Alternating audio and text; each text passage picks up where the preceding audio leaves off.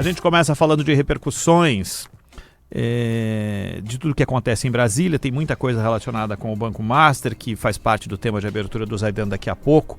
Mas o presidente do STF, o ministro Edson Fachin, deu uma entrevista ao jornal Estado de São Paulo e declarou que a corte precisa adotar regras de transparência para evitar o risco de intervenção de outros poderes.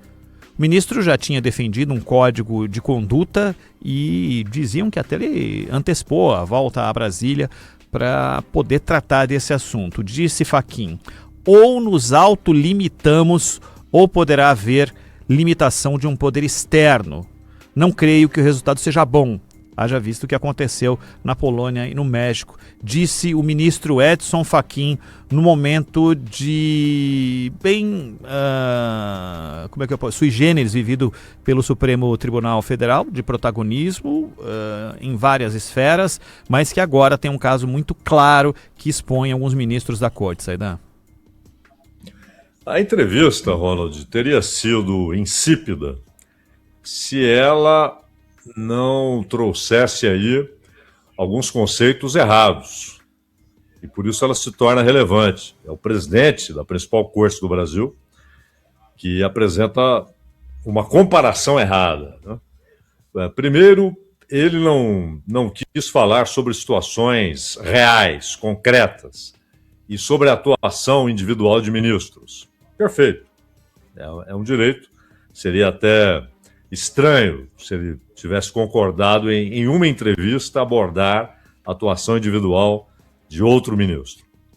Mas, por isso, a entrevista tinha tudo para ser insípida, com alguns conceitos vagos, uma linguagem empolada, alguns paralelepípedos, etc.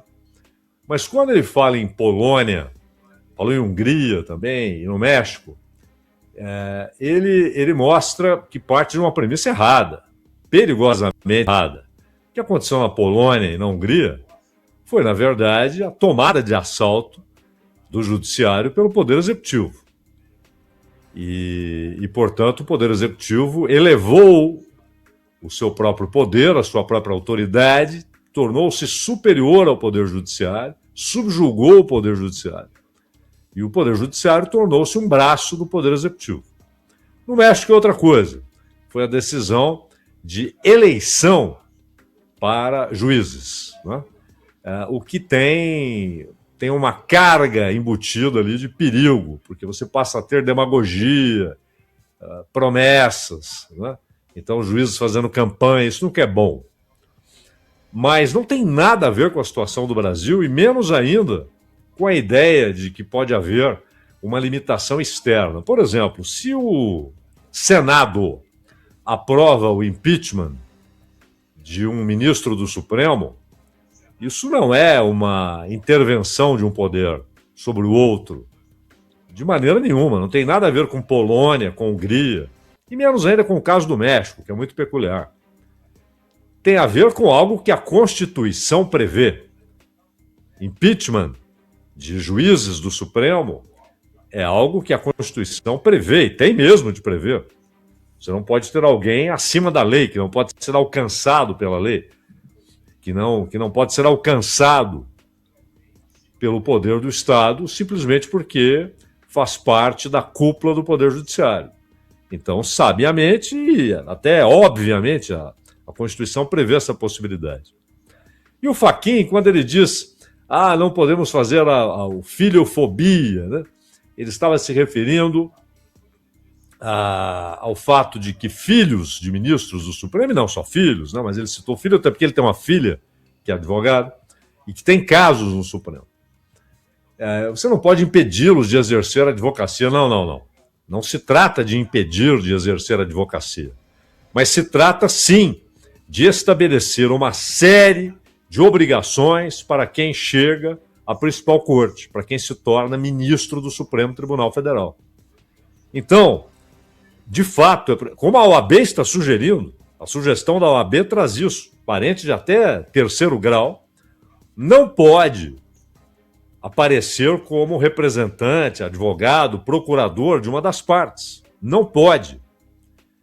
E ainda que não esteja diretamente no caso, se pertencer a um escritório de advocacia, aquele escritório não poderá representar. Pode representar? Pode. Mas aí o pai, tio, avô, marido, esposa, não importa quem esteja no Supremo, não pode participar daquele julgamento. O filho pode ir lá apresentar uma causa, representar alguém, ser procurador de uma das partes, mas aí o pai tem de dizer: eu não participo desse julgamento. E isso não pode ser uma sugestão. Isso tem de ser um limite legal, claro. E mais do que isso, o Fachin não quis abordar situações individuais, mas fica claro que o tema é importante pelo caso do Alexandre de Moraes, cuja esposa tinha um contrato com o Banco Master, e até por isso ele deveria... Algum problema de ele contratar o escritório? Algum problema em ter um contrato com alguém que é profissional, que é advogado? Não. Só que aí o marido, que é ministro do Supremo, deve dizer: não participo. Se houver um julgamento, se esse julgamento ocorrer no Supremo, eu não participo. Eu estou fora. Eu não posso participar. Eu me sinto impedido de participar. Agora, para não ficar dependendo da boa vontade, tem de estabelecer claramente: não pode participar. O Toffoli, que por N motivos que nós abordaremos daqui a pouco, não pode ser relator desse caso.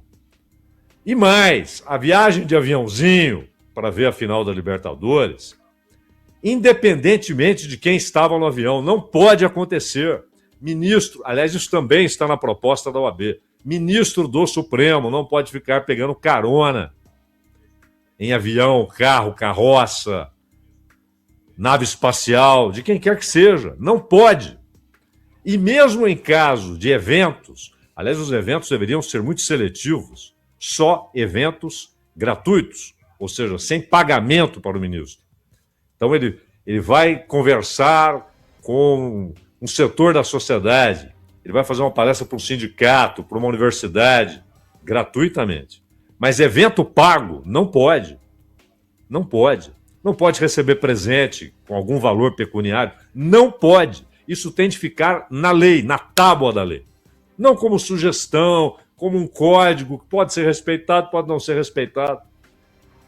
Então, a entrevista até teria sido insípida, sem nenhum valor, já que ele não queria falar sobre casos concretos, mas ela se torna importante quando ele faz comparações absolutamente inadequadas, incabíveis com a situação do México, da Polônia e da Hungria, Ronald.